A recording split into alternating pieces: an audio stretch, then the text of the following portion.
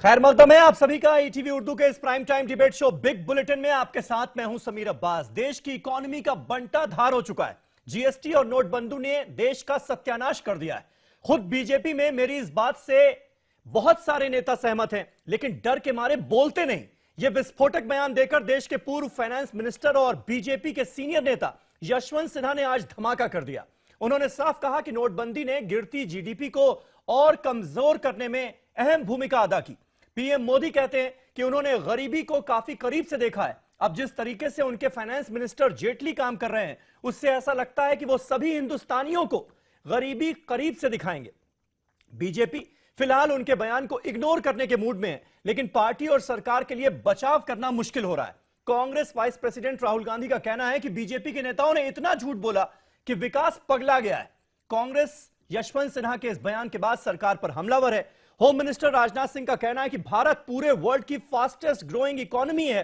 इस बात को किसी को भूलना नहीं चाहिए। ऐसे में बड़ा सवाल यह है कि क्या नोट बैन और जीएसटी को देश की इकोनॉमी के लिए ब्लंडर बताना जायज है?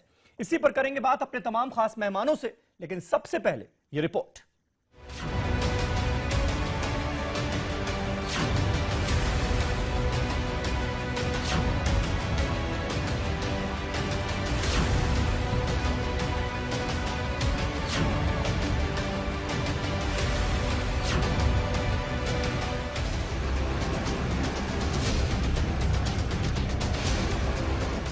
दो दिन में 2 हमले।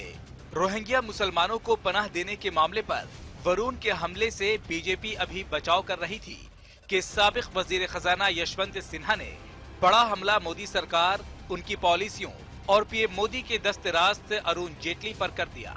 यशवंत सिन्हा मोदी हुकूमत की इक्तिसादी पॉलिसियों को मौजूदा इक्तिसादी सुस्त रवि की वजह मानते हैं। प्राइवेट शोबे में सरमायाकारी घटी है, सनती पैदावार तबाह हो गई है, ज़री व तामीराती सेक्टर की हालत ठीक नहीं है, सर्विस सेक्टर की रफ्तार धीमी हुई है और एक्सपोर्ट में कमी का असर मईशत पर पड़ा है।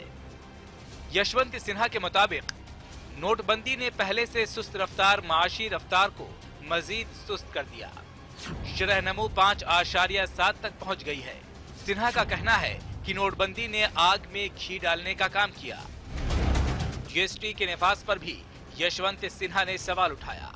यशवंत सिन्हा के ताजा हमले पर कांग्रेस को जैसे बिन मांगे मुराद मिल गई।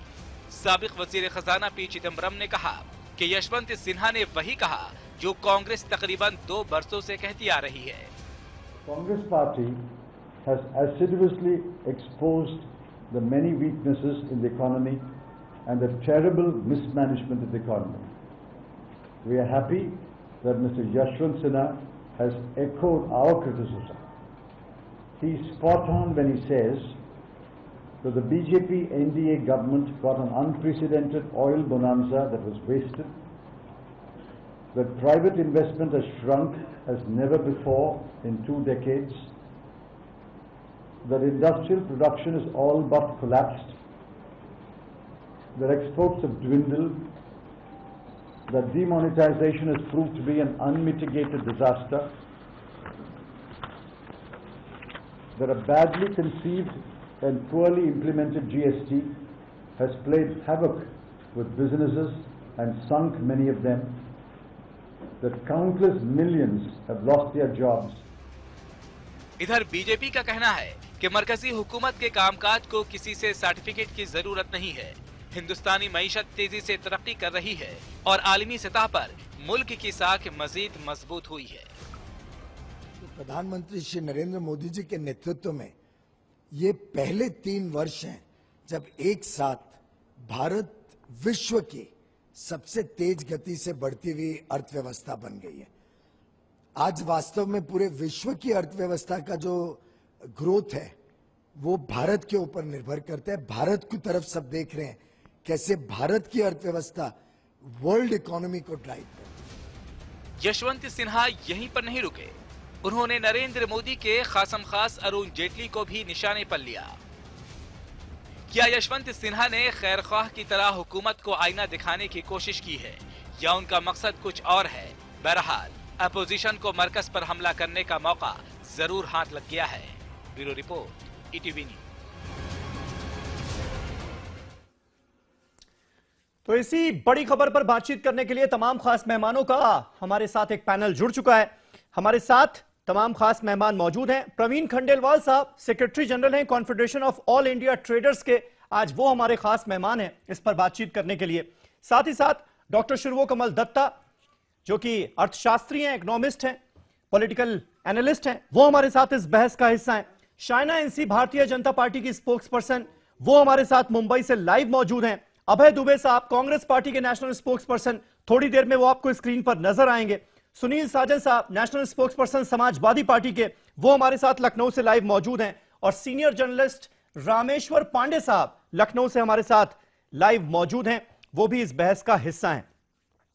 सबसे पहले शाइना जी, मैं आपसे जानना चाहूंगा, आज वैसे कुल मिलाकर ये अच्छा लगा देखकर कि कम से कम यशवंत सिन्हा को किसी ने देशद्रोही साबित नहीं किया आपकी पार्टी में। कल जिस तरह से वरुण गांधी का बयान सामने आया था रोहिंग्यास को लेकर, उसके बाद तो उन्हें देशभक्त बताने से ही इनकार कर दिया गया था, देशद्रोही साबित करने की कोशिश की गई थी। ऐसा कोई बयान सामने नहीं आया है, लेकिन आप इस बात का जवाब दीजिए कि आखिर देश यशवंत सिन्हा की बात पर क्यों ना यकीन करे कि नोटबंदी और जीएसटी देश की इकोनॉमी के लिए ब्लंडर साबित हुए हैं, क्योंकि वो आपकी पार्टी के सीनियर नेता है, इस देश के फाइनेंस मिनिस्टर रहे। आखिर क्यों उनकी बात पर यकीन ना किया जाए?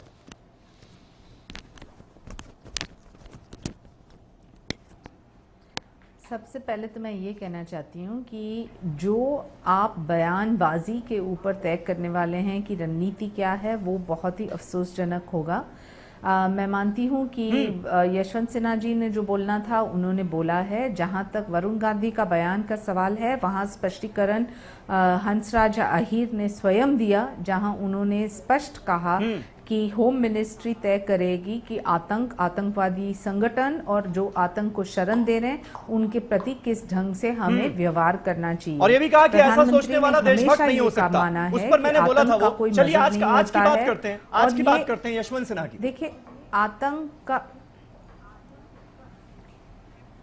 देखिए आप जो यशवंत सिन्हा की बात करें तो आपको बिल्कुल स्पष्ट पता है कि जो बयानबाजी के हिसाब से कोई प्रतिक्रिया दें कि ये सही कर रहे हैं या नहीं कर रहे हैं, हम उसमें काम से भटकने वाले नहीं, क्योंकि हमारी निष्ठा बिल्कुल स्पष्ट है कि हम उसी दिशा में काम करेंगे जहां लोगों ने हमें एक मैंडेट दिया है, निष्ठा ईमानदारी के साथ और नीयत में कोई खोट नहीं। तो मैं नहीं मानती हूं कि हर एक बयान के प्रति एक रिएक्शन या जजमेंट देने की आवश्यकता है। नहीं तो क्या मतलब यशवंत सिन्हा ने जो बातें कही हैं उनको आप मान रही हैं, आपकी पार्टी मान रही है, मंथन करेगी, कुछ विचार होगा इस पर, कुछ सोल्यूशन निकालने की कोशिश की जाएगी, लोगों को इस मुसीबत से उबारने की कोशिश की जाएगी, या फिर आप खारिज कर रही हैं उनके बयान को? समझ नहीं आया। हमारे साथ प्रवीण खंडेलवाल साहब मौजूद हैं। प्रवीण खंडेलवाल साहब, आज जिन बातों का जिक्र किया है यशवंत सिन्हा साहब ने, क्या आप उससे इत्तेफाक रखते हैं? और जहां तक ट्रेडर्स का सवाल है, कहा यह जा रहा है कि व्यापारियों का सबसे बुरा हाल है, और अब ये बातें जो हैं वो ऑपोजिशन के लीडर्स ही नहीं कर रहे, बीजेपी के लीडर यशवंत सिन्हा ही नहीं कर रहे, ये आम बोलचाल में लोग इस बात का जिक्र करने लगे हैं कि बड़ी दिक्कतें हो रही हैं। जिस तरह से नोट बैन हुआ, नोटबंदी की गई, डिमोनेटाइजेशन हुआ, उसके बाद व्यापारी अभी संभल ही रहे थे कि जीएसटी का ठीकरा उनके सर फोड़ दिया गया। हालत बहुत बदतर है। क्या वाकई ऐसे हालात हैं? एक मिनट शाइना जी मैं आ रहा हूं आपके पास। जी प्रवीण जी, देखिए इसमें कोई दो राय नहीं है कि व्यापार कहीं ना कहीं मंदी के दौर से गुजर रहा है, लेकिन जिस प्रकार से यशवंत सिन्हा जी ने जो चित्र पेश करने की कोशिश करी है, उसमें ऐसा लगता है जैसे शायद देश की अर्थव्यवस्था बर्बादी के कगार पे पहुंच गई है। इस बात से मैं बिल्कुल भी सहमत नहीं हूं। ये बात जरूर है कि आज देश भर में व्यापारी बहुत बुरी तरीके से परेशान है। जीएसटी को लेकर के अनेक प्रकार की समस्याएं उसके सामने है। पोर्टल किसी भी तरीके से काम नहीं करता, पूरी तरीके से फेल हो गया है, और इसके अलावा और अन्य टैक्सेस की कॉम्प्लायंस व्यापारियों पर है। लेकिन सरकार को ये चाहिए कि ये जो 6.5 करोड़ छोटे व्यापारी हैं पूरे देश के, यदि इनको अर्थव्यवस्था की मेन स्ट्रीम में ला करके इनसे बातचीत करके यदि पॉलिसीज बनाई जाएंगी और वो जो बिग 4 और बिग 5 कंपनीज है और उनकी जो कट कॉपी पेस्ट की रिपोर्ट है, उसके आधार पर यदि अर्थव्यवस्था की पॉलिसी बनेगी तो कहीं ना कहीं अर्थव्यवस्था को हानि होगी। जरूरत है जमीनी हकीकत से रूबरू होने की, और जमीनी हकीकत से रूबरू होकर के उसके आधार पर पॉलिसी बनाने की। तो हमें लगता है कि आने वाले 6 महीने में, यानी कि 31 मार्च 2018 तक हम अर्थव्यवस्था को मिलजुल करके पटरी पर लाने में कामयाब होंगे। लेकिन जरूरत, मैं फिर दोबारा जोर दे करके कहूंगा कि यदि इस छोटे वर्ग को, व्यापारियों को साथ में नहीं लिया गया तो अर्थव्यवस्था के लिए बड़े खतरे के संकेत हो सकते हैं। ठीक है, एक बड़ी बात आपने कही कि मंदी की मार झेल रहे हैं व्यापारी, ट्रेडर्स। अभय दुबे साहब, आज सरकार की तरफ से राजनाथ सिंह साहब का स्टेटमेंट आया, वो ये कह रहे हैं कि जो भी ये सवाल उठा रहे हैं उनको ये पता होना चाहिए कि हमारा देश विश्व की सबसे फास्टेस्ट ग्रोइंग इकोनॉमी है। ये बात क्यों भूल जाते हैं जो लोग सवाल उठा रहे हैं कि इकोनॉमी का बंटाधार हो चुका है?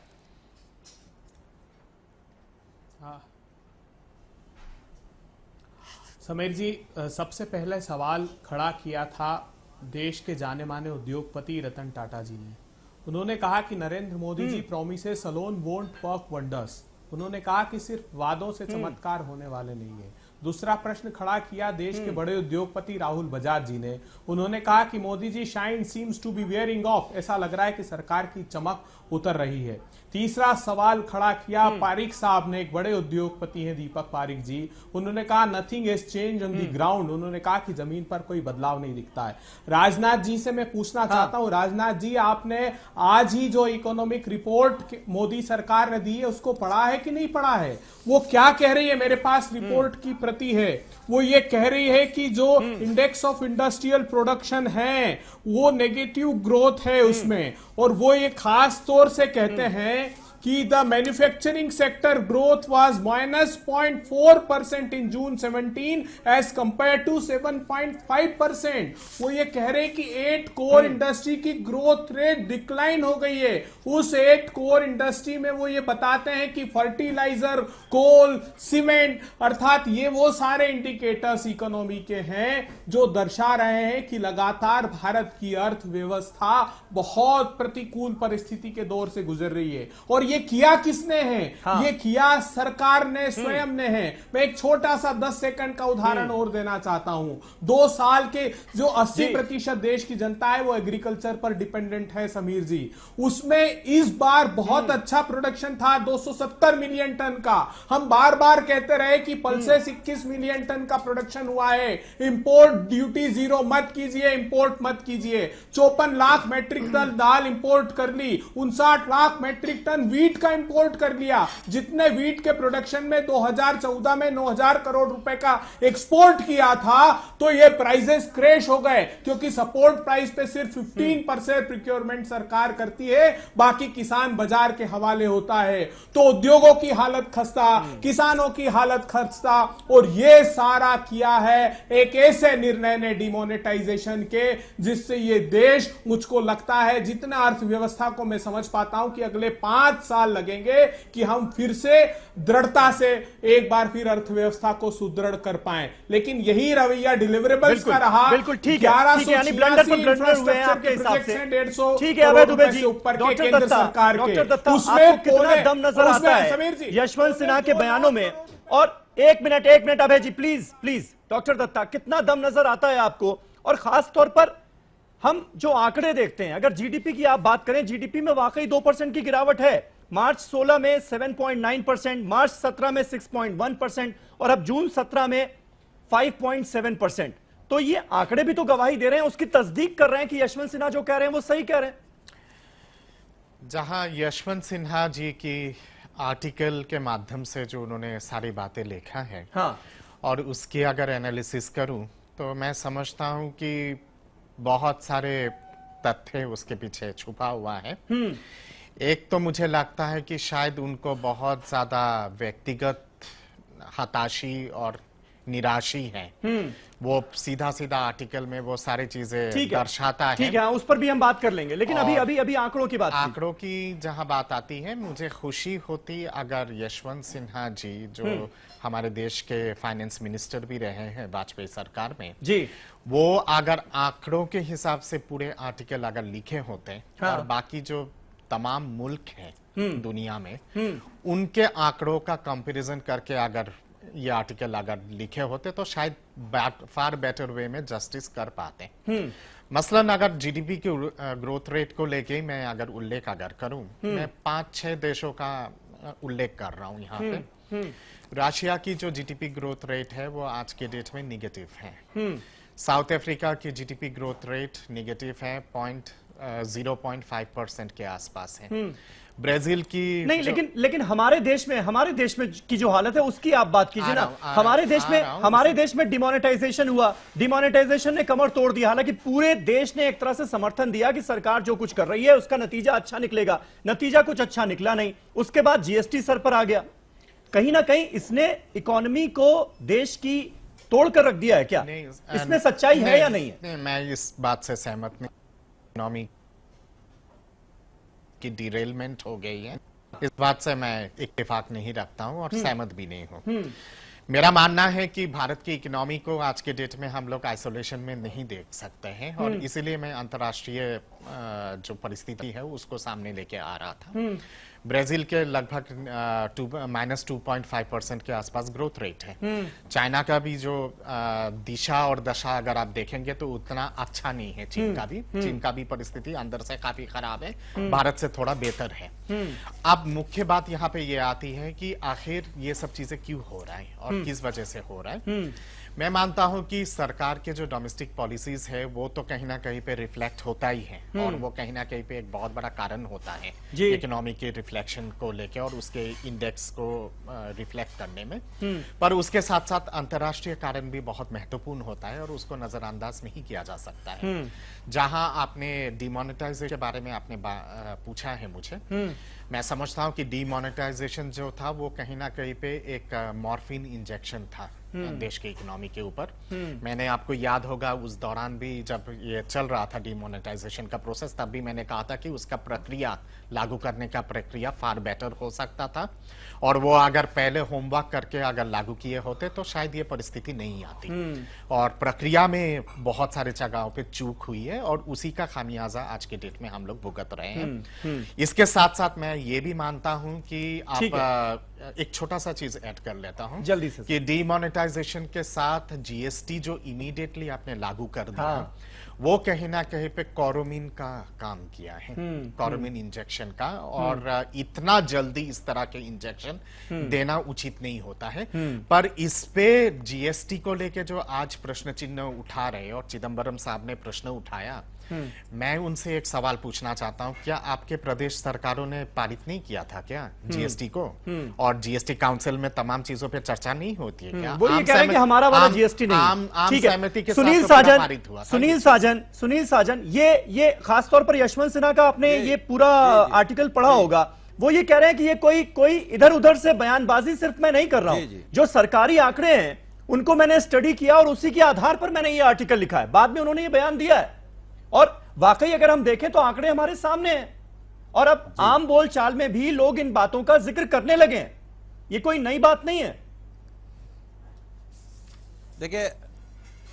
देखिए समीर जी, मुझे लगता है जो आर्टिकल उन्होंने लिखा है वो आज के देश के हालात जो हैं उसकी सच्चाई बयां की है। वो ठीक है, अब तक विरोधी दल बोलते रहे तो लोगों ने कहा कि विरोधी हैं इसलिए बोल रहे हैं। वो भारतीय जनता पार्टी की सीनियर लीडर हैं। अब उसको व्यक्तिगत लेना, ये मेरे लिए भी आश्चर्य की बात है कि अभी तक भारतीय जनता पार्टी ने उनको देशद्रोही नहीं माना। मुझे लगता है कल सुबह तक जरूर मान लेंगे। अच्छा, मैं ये कह रहा हूं कि नोटबंदी के बाद दुनिया का कोई अर्थशास्त्री या देश के किसी अर्थशास्त्री ने नहीं कहा कि इस देश की अर्थव्यवस्था सुधरेगी। और जब तक लोग नोटबंदी से अपने आप को ठीक कर पाते तब तक इस सरकार ने जीएसटी लागू कर दिया। मैं अभी कह रहा हूं जीएसटी लागू होने के बाद आज के दिन जब हम आप डिबेट कर रहे हैं तब छोटे व्यापारियों को अभी भी जीएसटी के बारे में बहुत कुछ मालूम नहीं है।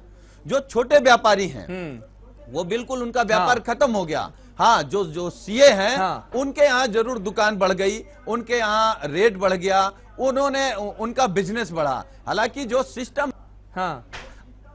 बिल्कुल ब्लॉक है। मानो जैसे कि लोग कहते हैं कि बैंक में जाइए तो बैंक में नेटवर्क नहीं आ रहा है या सिस्टम बैठ गया है। अभी भी इस देश की अर्थव्यवस्था का सिस्टम बैठा है। जीएसटी 2% घट जाना अपने आप में एक बड़ा संकट है। इस संकट को भारतीय जनता पार्टी के लोग क्यों नहीं मान रहे हैं, उनके समर्थक, उनके भक्त क्यों नहीं मान रहे हैं? आप सोचिए किसान कहां गया, आप सोचिए नोटबंदी और जीएसटी के बाद रोजगार मिलने चाहिए थे, लेकिन कितने रोजगार छिन गए।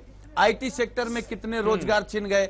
आज रोजगार नहीं है, लोग पैदल हो गए, लोगों का रोजगार चला गया। लेकिन उसके बावजूद भी अभी बहस, मैं ये कह सकता हूं कि उन्होंने एक बात और अच्छी कही कि अभी भारतीय जनता पार्टी के अंदर लोग कहना चाहते हैं लेकिन कह नहीं पा रहे हैं। शायद ये उन्होंने भारतीय जनता पार्टी के अंदर जो तानाशाही है उसको भी उजागर किया है कि सरकार के अंदर और पार्टी के अंदर एक तानाशाही भी है कि आप सरकार के खिलाफ कुछ बोल नहीं सकते। लेकिन जब देश बोलेगा, जब देश महसूस कर रहा है, जब हम आप महसूस कर रहे हैं कि हमारी आर्थिक स्थिति बिगड़ गई, रोजगार रामेश्वर पांडे साहब, इसी बात को आगे बढ़ाते हुए क्या आज उसके बाद क्यों लोग नहीं मान पा रहे? महसूस कर रहा है जिस तरह से प्रवीण खंडेलवाल साहब ने कहा कि मंदी है, मंदी हम झेल रहे हैं, क्या देश का आम आदमी अब इस मंदी की मार झेलने लगा है, इसे महसूस करने लगा है?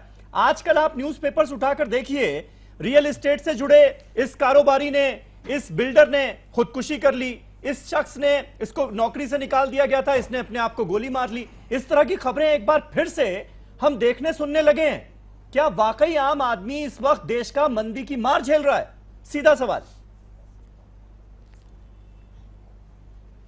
देखिए, आम आदमी मंदी की मार तो आज से नहीं, पिछले 3-4 सालों से आप अगर आंकड़े उठाकर देखें तो झेल रहा है। और अगर पिछले 5 तिमाही का आप आंकड़ा लें तो लगातार ग्रोथ रेट गिरी है। लाइट चुभ रही है मेरी जी। मुद्दा ये है कि केंद्र की सरकार, मोदी की सरकार इस आर्थिक सच्चाई को किस रूप में देखती है। देखिए, विपक्ष के लोग कह रहे हैं उनकी अपनी नीयत हो सकती है। सबसे पहले अरुण शौरी ने सवाल उठाया, चलिए मान लिया कि उनको पद नहीं मिला, शायद वो फ्रस्ट्रेशन में थे, विद्वान है, पढ़े लिखे। खुद सुब्रमण्यम स्वामी ने कहा और बताया कि जो जीडीपी के जो गणना है, गणना का आधार वर्ष बदला गया और रियल जो हमारी ग्रोथ रेट दिखाई जा रही वो डिफरेंट है। ये बहुत ही गंभीरता से स्वामी ने, वो भी एक बड़े तो यही बात यशवंत सिन्हा भी कह रहे हैं। वो कह रहे हैं कि अगर पुराने फॉर्मूले के हिसाब से जीडीपी निकाली जाती तो आज 5.7 नहीं 3.7% होती। हाँ, तो मेरा ये कहना है कि चलिए आप ये तो देखेंगे कि आपके जो आंकड़े हैं वो आपकी सच्चाई बयान करते हैं। देखिए, नियत से अर्थव्यवस्था नहीं चलती। मैंने आपके प्रोग्राम में भी कहा, गलत समय पर 2 अच्छे फैसले हुए।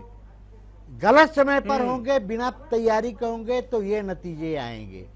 नोटबंदी का फैसला अति उत्साह में गलत समय पर किया गया, बिना तैयारी के किया गया। पूरा बैंकिंग सिस्टम ने और खुद सरकार के लोगों ने माना कि बैंकिंग सिस्टम ने उनके उस योजना को भी, और इनके सारे आकलन गड़बड़ा गए। जीएसटी तो सारे विपक्षियों की सहमति से है, सभी राज्य सरकारों की सहमति से है। लेकिन जब नोटबंदी का ये असर है, आपका रियल एस्टेट सेक्टर बिल्कुल बैठा हुआ है, कृषि विकास दर हर जगह, आपका जो प्रोडक्शन, इंडस्ट्रियल प्रोडक्शन है उस पर असर पड़ रहा है। अंतर्राष्ट्रीय स्थितियां, तो ऐसे में जीएसटी को थोड़ा आपको रोकना चाहिए था। तो आपने जल्दी में आप कुछ बड़े इतिहास में नाम लिखाने वाले काम करना चाहते हैं, तो जल्दी में ये दोनों उसका नतीजा है, उसका नतीजा है, इसलिए इसे ब्लंडर कहा जा रहा है। मैं आऊंगा प्रवीण खंडेलवाल साहब आपके पास, एक छोटा सा ब्रेक मुझे लेना पड़ रहा है, लेकिन अभी तक की बातचीत से यही नतीजा निकल रहा है कि ऐसा नहीं है कि बहुत ज्यादा फ्रस्ट्रेशन में आकर यशवंत सिन्हा फिजूल की बातें कर रहे हैं, क्योंकि उन्हें पार्टी में कोई पद नहीं मिला, उनको साइडलाइन कर दिया गया है, सिर्फ यही वजह है? ऐसा नहीं है। आप तमाम जो हमारे गेस्ट इस वक्त पैनल में मौजूद हैं उनकी बातों से अंदाजा लगा रहे होंगे कि हालात हैं ऐसे, और जो बातें की जा रही है वो आंकड़ों के आधार पर की जा रही हैं, हवा में बातें नहीं की गई हैं। एक छोटा सा ब्रेक ले रहे हैं, फौरन होते हैं हाजिर। तमाम खास मेहमान हमारे साथ बने हुए हैं, एक छोटा सा ब्रेक।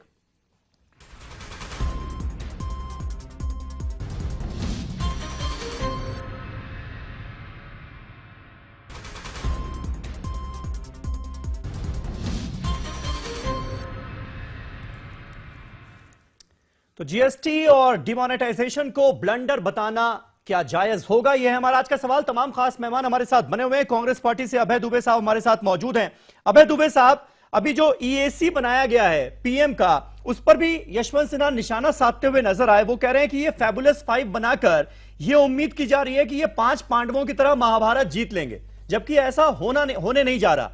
आपसे मेरा सवाल यह है कि क्या ये एक पल को माना जा सकता है कि यशवंत सिन्हा को उनकी पार्टी ने खुद साइडलाइन कर रखा है, इसलिए फ्रस्ट्रेशन में वो आकर ऐसे बयान दे रहे हैं, या फिर वाकई इस वक्त देश की इकोनॉमी की हालत ऐसी है कि आम हिंदुस्तानी को डरना चाहिए?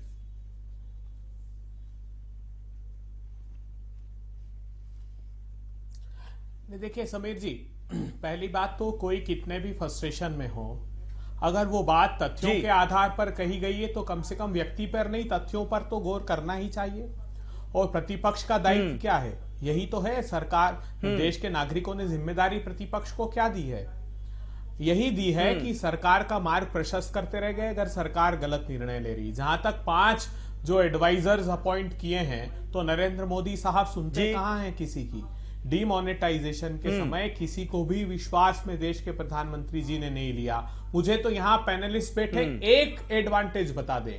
Currency replacement financial intelligence unit अपनी रिपोर्ट देती है, उसके आधार पर मनमोहन सिंह जी ने मार्च 2014 में फैसला लिया था और 3,88,000 करोड़ रुपए के 2005 के पहले की करेंसी को रिप्लेस किया। यही मोदी सरकार 3-3 माह की विंडो देती गई और 2016 तक रिप्लेस किया। यही तो मनमोहन सिंह जी ने कहा था कि आपको अगर करेंसी रिप्लेसमेंट करना है तो वो कीजिए, लेकिन डीमोनेटाइजेशन सॉल्यूशन नहीं है। इतने बड़े संकट में डाल दिया भारत की अर्थव्यवस्था को, जो एक मजबूत अर्थव्यवस्था, ये बार बार कहा जा रहा है। देखिए, मनमोहन सिंह जी के 10 वर्षों में 7.7% ग्रोथ थी एवरेज उन 10 सालों की, और जो 32 लाख करोड़ रुपए की जीडी थी वो 100.28 लाख करोड़ रुपए पर कांग्रेस की सरकार ने पहुंचा दिया था। तो जो एक अच्छी परिस्थितियां निर्मित देश में हुई थी, उसको मुझको लगता है कि ये मानव जनित आपदा हम कहें कि सरकार ने जानबूझकर, मुझको लगता है कि कुछ हैंडफुल ऑफ पीपल को एडवांटेज दिलाने के लिए, उनको लाभ पहुंचाने के लिए निर्णय लिया।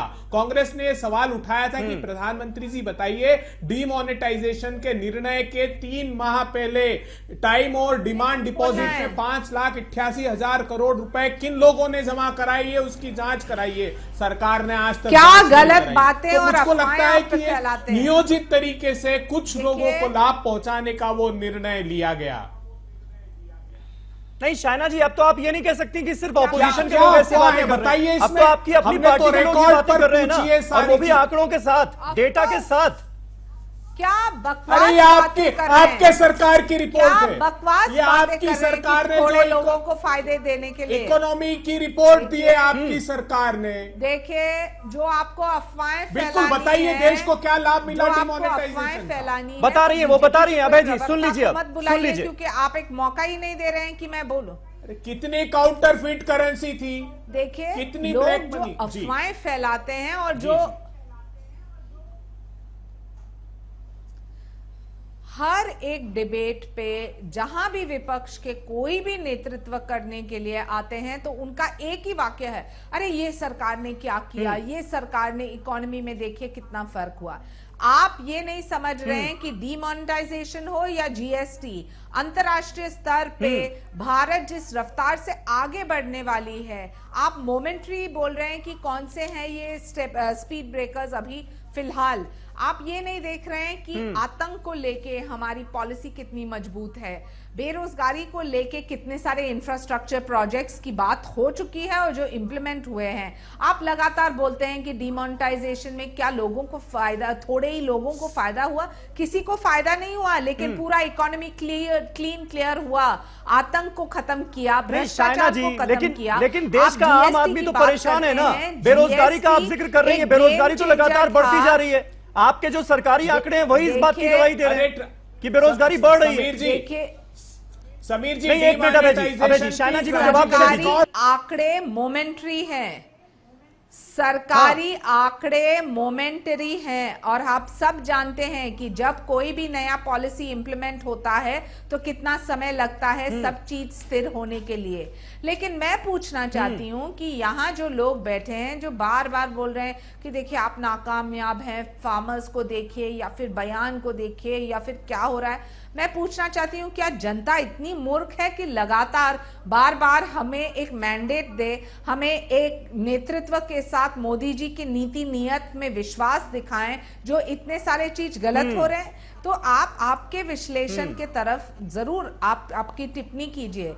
यशवंत सिन्हा जैसे आप मानते हैं कि यही एक मैंडेट है पब्लिक का? तो नहीं है। पब्लिक जानती है कि कठिन एक दौरा है, लेकिन उसके बाद जिस रफ्तार से भारत आगे बढ़ रही है वो शायद अंतर्राष्ट्रीय स्तर पे कोई भी देश नहीं कर पाएगा। और आते हुए दिन में आपको विश्वास के साथ बोल सकती हूं कि मोदी जी की जो नियत, नीति और रणनीति है वो जनता तय करेगी कि ये प्रजातंत्र लोकतंत्र में सही हो रहा है या नहीं। जो आप सिर्फ गलत, लेकिन शायना जी, यशवंत सिन्हा इस बात का जिक्र कर रहे हैं कि बीजेपी में लोग डरे हुए हैं, इसलिए कोई इसके खिलाफ बोलने के लिए तैयार नहीं है। कांग्रेस पार्टी ये सवाल उठा रही है कि 280 बीजेपी सांसद चुनकर आए, लेकिन किसी एक में भी हिम्मत नहीं है कि वो जनता के दर्द को बयां कर सके। भविष्य की कोई टिप्पणी आपने नहीं की है समीर जी, आपने तो आप मान रही ना वर्तमान हमारा खराब है की है, जहां अंतरराष्ट्रीय स्तर जो है भारत को उसकी बैंड बजी हुई है, ये बात तो मान रही है ना? सुपर पावर जैसे आप ये दिलासा जरूर दिला रही है कि फ्यूचर हमारा ठीक होगा।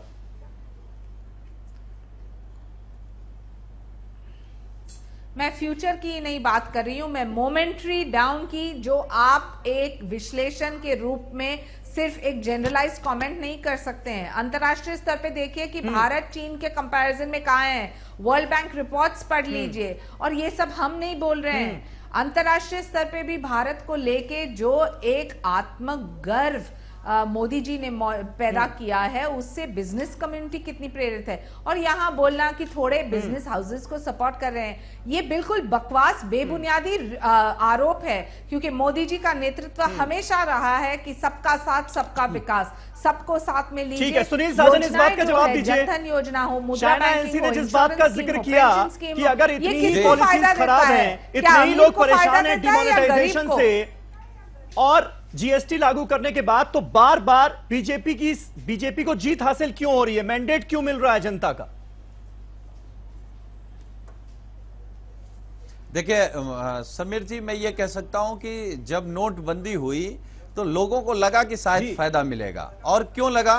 क्योंकि देश के प्रधानमंत्री ने कहा कि काला धन वापस आ जाएगा, उन्होंने कहा आतंकवाद पर रोक लग जाएगी, उन्होंने कहा कि जो नकली करेंसी है और भ्रष्टाचार है इस पर रोक लग जाएगी। तो ये बीजेपी की प्रवक्ता बताएं, क्या काला धन वापस आया?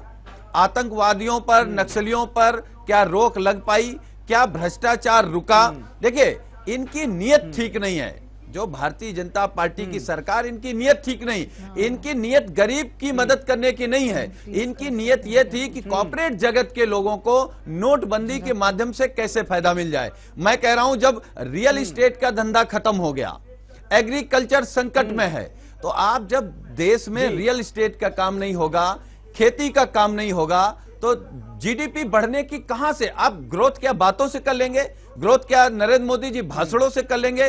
देखिए, भाषण से ग्रोथ नहीं होती, भाषण से अर्थव्यवस्था ठीक होने वाली नहीं है। आप रोजगार नहीं दे पाए। आप बताएं नोटबंदी के बाद आपने कितने रोजगार दिए? हाँ, डाटा अगर ये निकालेंगे कि कितने लोगों का रोजगार चला गया। देखिए, ये तो डिजिटल डाका है, ये लोग डिजिटल डाका डाल रहे हैं। लोगों को रेट मार करके उनको डरा रहे हैं कि नहीं, अगर कोई बोलेगा तो हम रेट डाल करके उसको ठीक कर देंगे। देखिए, ये जो तानाशाही है इनकी सरकार में, इनकी पार्टी में जो तानाशाही है, ये इस तानाशाही से देश चलने वाला नहीं है। ये देश का बंटाधार कर रहे हैं। देश बिल्कुल अर्थव्यवस्था देश की ध्वस्त होने की स्थिति में है।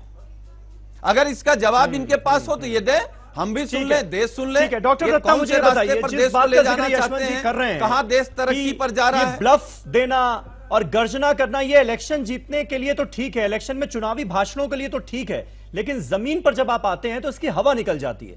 इस बात में दम नजर आता है आपको कि अब बातचीत तो बहुत हो गई, बयानबाजियां बहुत हो गई, लेकिन अब आपको जमीन पर हकीकत बदलनी पड़ेगी, तभी लोगों को भरोसा होगा कि आप सही दिशा में। कोई भी सरकार जब चुन के आती है, उस सरकार से अपेक्षा होता है कि आप डिलीवरी करें जी। और डिलीवरेंस सबसे प्रमुख चीज होता है किसी भी सरकार की, और उसीलिए मैंडेट दिया जाता है। बातचीत होती है, हवाबाजी होती है, हर सरकार करती है, ये वो पॉलिटिकल एक स्ट्रेटेजी है, पर उसके साथ साथ डिलीवरी लेवल पे क्या है वो भी इंपॉर्टेंट होता है। यशवंत सिन्हा की बात को मैं आगे लेके जाता हूं। मैं सीधा एक सवाल पूछता हूं यशवंत सिन्हा जी से जी। उन्होंने कई सारे निगेटिव इंडिकेटर्स तो उन्होंने बता दिया इकोनॉमी के बारे में। मैं जरा उनसे पूछता हूं कि डेटास के हिसाब से आरबीआई की जो बुलेटिन है अभी हाल ही में जो जारी हुआ है, या फिर वर्ल्ड बैंक की जो रिपोर्ट अभी आया है, या फिर एशियन डेवलपमेंट बैंक की जो आज रिपोर्ट आई है, उस पे एशियन डेवलपमेंट बैंक ने घोषणा किया है कि 2017-2018 भारत की जीडीपी ग्रोथ रेट पे 0.5% की कमी होगी। मतलब 0.5% की कमी होगी, जो एक्सपेक्टेड था उससे 0.5% कम होगा। वर्ल्ड बैंक ने अभी हाल ही में कहा है कि जीएसटी और आपके नोटबंदी जो है वो भारत के आधुनिक भारत के सबसे तगड़ा और सबसे मजबूत बुनियादी बुलंद रिफॉर्म है, खास करके जीएसटी के बारे में।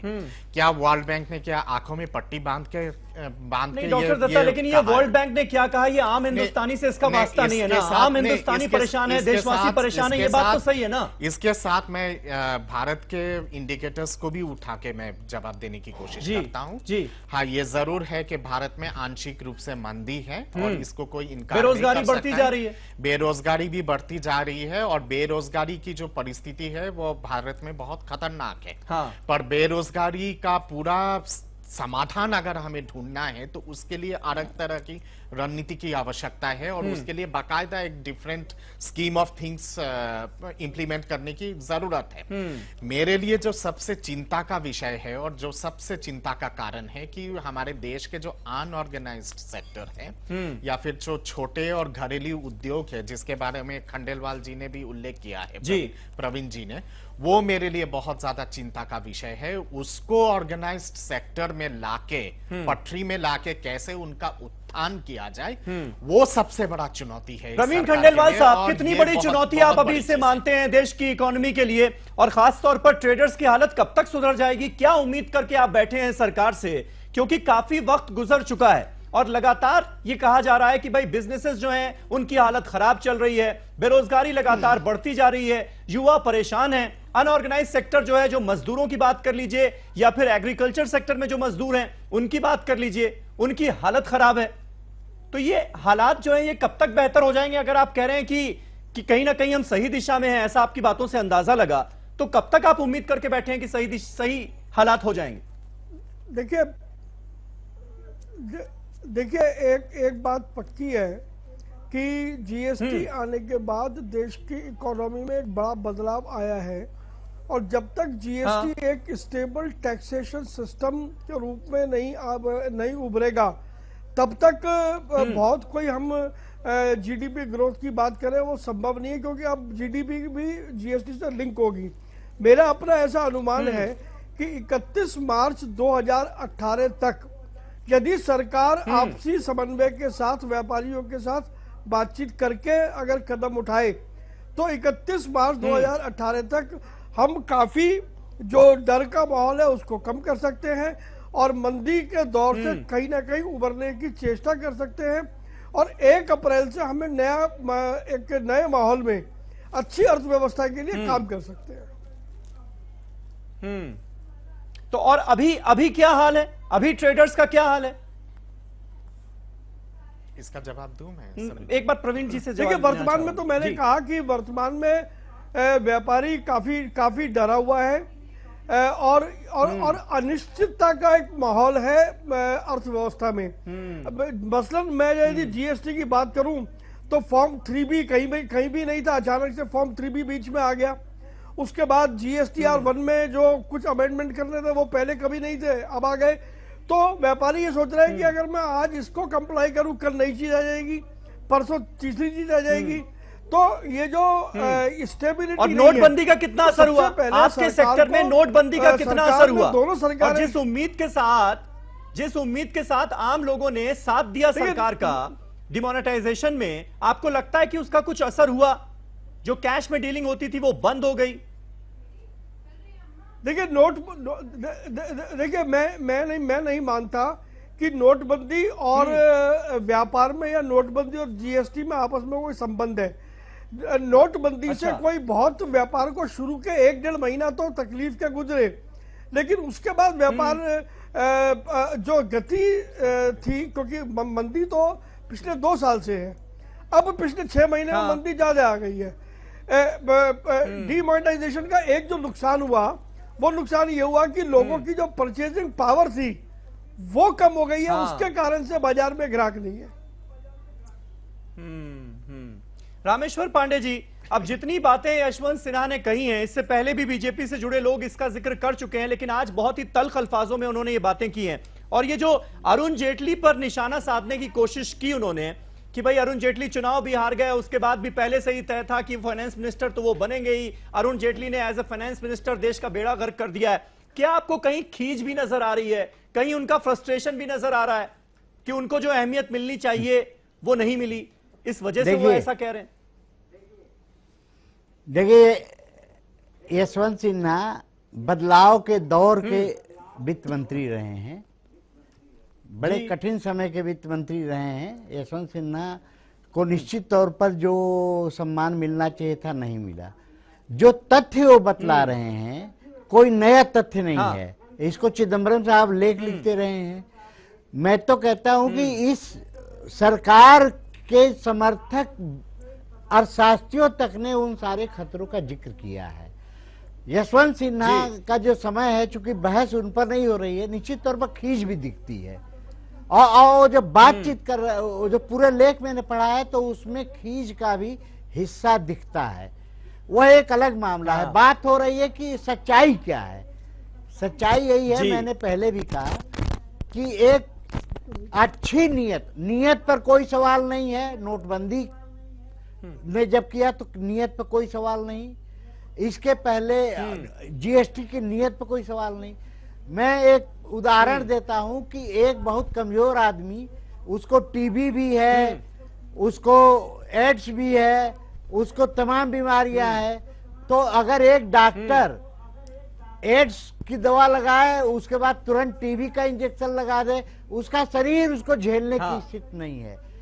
नोटबंदी के झटके से उबरने के बाद जीएसटी सारे देश की मांग थी। अर्थव्यवस्था एक नया रिवोल्यूशन है, लेकिन उस गरीब कमजोर आदमी को झेलने लायक तो आप बनाइए। नोटबंदी में सारे रोजगार खत्म हो गए, अनऑर्गेनाइज्ड सेक्टर तबाह हो गया, और बहुत सारे ये व्यापारी सबसे ज्यादा प्रभावित हुए। उनकी पुरानी आदतें हैं, और आपने बिल्कुल इतिहास रचने की इतनी जल्दी में हैं आप कि उस आदमी को इतना स्वस्थ नहीं होने दे रहे हैं कि नोटबंदी झेलने के बाद कुछ स्वस्थ हो, फिर जीएसटी झेले, फिर कुछ नया। जी मानती हैं आप तो आगे बढ़कर जो चीजें बताई जा रही हैं और जो मुद्दे उठाए जा रहे हैं उन्हें सॉल्व करने की जरूरत है, ना कि सिर्फ एक सिरे से अगर आप सारे बयानों को खारिज कर देंगी तो फिर वो समस्या सॉल्व कैसे होगी। जैसा कि यशवंत सिन्हा कहते हैं कि भाई पीएम मोदी कहते हैं कि मैंने गरीबी को बहुत करीब से देखा है, इसलिए जो हमारे एफएम हैं अरुण जेटली साहब, वो पूरी कोशिश में लगे हैं कि सारे हिंदुस्तानी गरीबी को करीब से देख पाएं। तो ऐसा नहीं है, ये बताने के लिए आप क्या कर रही हैं देश को?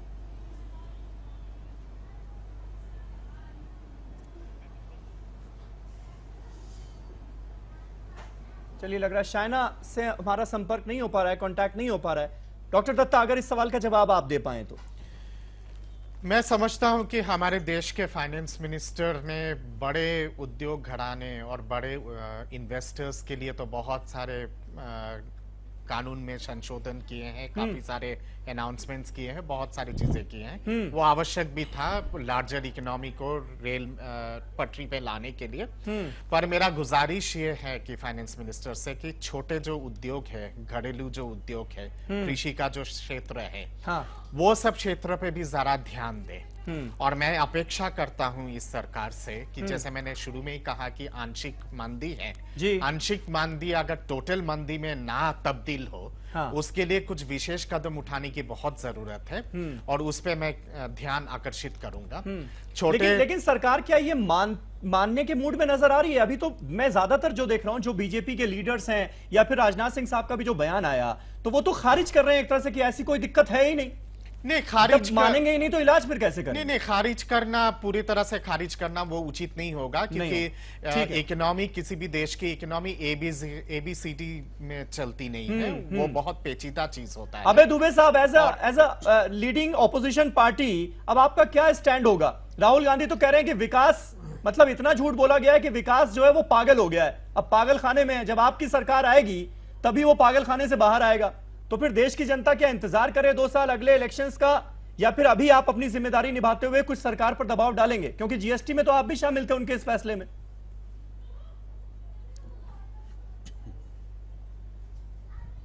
नहीं, बिल्कुल, देखिए जीएसटी में हम शामिल थे, इसमें कोई संदेह नहीं। जो मलेशिया जैसा छोटा देश जब जीएसटी लागू करता है तो 6000 इंटरेक्शन के प्रोग्राम वो 2 साल तक करता है व्यापारियों से, पूरे देश को वो एक्सप्लेन करता है। एक छोटा सा एग्जांपल देता हूं, सबसे बड़ी खूबसूरती जीएसटी की इनपुट क्रेडिट की है। अब 300 करोड़ एप्लीकेशन से एक माह में इनपुट क्रेडिट्स की आएगी जिनका मिलान करना है। तो आपकी जब पूरी इंफ्रास्ट्रक्चर की तैयारी नहीं, तो ये किस परिस्थिति में डाल दिया। अभी जो ये ट्रेडर हमारे कह रहे थे, इकोनॉमी जनरेट कैसे होगी, वो बिल्कुल ठीक कहा उन्होंने कि डिमांड ही नहीं है बाजार में। जब डिमांड नहीं होगी तो फिर इकोनॉमी में ग्रोथ नहीं दिखेगी। एक बड़ी बात ये समझ लीजिए कि सरकार के पास कमी ये है कि डिलीवरेबल्स नहीं है, सिर्फ कैंपेन के मोड में रहती है। ये अरुण जेटली नहीं, तो आपके हिसाब से क्या होना चाहिए था? जैसे लोग कैश में डीलिंग कर रहे थे, रियल एस्टेट में जैसे खुलकर ब्लैक मनी चल रही थी, ये चलते रहने देना चाहिए था, चलते रहने देना चाहिए था ये। अरे समीर जी, किस दुनिया में खोए हुए हैं? सरकार बताए CIC कितनी है, करेंसी इन सर्कुलेशन कितनी है। आप कह रहे थे डिजिटल की तरफ हम ट्रांसफर कर रहे हैं, 4-5 लाख करोड़ रुपए छापेंगे ही नहीं, पूरे के पूरे नोट तो छाप दिया आपने। फिर आप कौन सा डिजिटल की तरफ लोगों को वो कर रहे हैं? तो सिर्फ टाइम बाय करने के लिए सरकार अलग अलग अपना फेस सेविंग करती रही है, कोई अंतर नहीं आया है। हुआ यह है कि जो ट्रांजैक्शन कॉस्ट हमको लगी डिमोनेटाइजेशन की 1.5 लाख करोड़ रुपए और जीडीपी का जो 3 लाख करोड़ रुपए का इरिपेरेबल लॉस है, ये तो हो गया, इसकी भरपाई नहीं हो सकती। लेकिन आने वाले 7, 8, 10 सालों के लिए इकोनॉमी को डिरेल कर दिया है, ये बहुत बड़े दुख की बात है। तो जब तक सरकार मुझे डिरेल हो चुकी है, इसको दुरुस्त भी नहीं किया जा सकता, ये लॉस तो हो गया। डॉक्टर दत्ता 10 सेकंड में आंसर दे दीजिए, 10 सेकंड में। ठीक है, वक्त खत्म हो गया सर। मैं समझता हूं कि इस तरह का स्वीपिंग स्टेटमेंट देना देश को खतरनाक परिस्थिति में लेके जाना, मतलब इतना डरने की जरूरत नहीं है। बिल्कुल इतना डरने की आवश्यकता नहीं है। इस इकोनॉमी, अभी की इकोनॉमी की बहुत सारे पॉजिटिव इंडिकेटर्स है। आप सर्विस सेक्टर आप अगर उठा के देख लेंगे, कंस्ट्रक्शन की सेक्टर आप अगर उठा के देख लेंगे, फिर हैवी इंडस्ट्रीज के सेक्टर को उठा के देख लेंगे, ये सब सर्विस सेक्टर ग्रोथ रेट है इन लोगों की। कुछ चीजें हैं जिसमें चिंता की आवश्यकता है। मैं समझता हूं कि कृषि और घरेलू और छोटे उद्योग के लिए एक स्टिमुलस पैकेज की आवश्यकता है और सरकार वो दे, तो जहां जहां पे कमी है वो सब कमी। डॉक्टर दत्ता, वक्त मेरे पास खत्म हो चुका है, इसलिए इस डिबेट को मुझे यहीं खत्म करना होगा। लेकिन मैं चाहूंगा कि मेरे सारे जो मेहमान हैं वो भी सुन लें। आज ट्विटर पर मैंने एक पोल किया था और पूछा था लोगों से कि यशवंत सिन्हा की बातों से वो समर्थन देते हैं, उससे अग्री करते हैं या नहीं करते हैं। हाँ में 73% लोगों ने जवाब दिया है, ना में 20% लोगों ने जवाब दिया है। और ये यशवंत सिन्हा का फ्रस्ट्रेशन है, ऐसा सिर्फ 7% लोग मान रहे हैं। यानी कहीं ना कहीं गड़बड़ है देश की इकोनॉमी में, इस वक्त देश के लोग परेशान हैं। इस बात को यह पोल भी साबित करता हुआ नजर आ रहा है और अभी यह पोल लगातार चल रहा है। आप भी अपनी राय दे सकते हैं। बहुत बहुत शुक्रिया हमारे साथ इस डिबेट का हिस्सा बनने के लिए। कल एक नए टॉपिक पर नई डिबेट के साथ हाजिर होऊंगा। तब तक तमाम खबरों के लिए आप देखते रहिए ईटीवी उर्दू।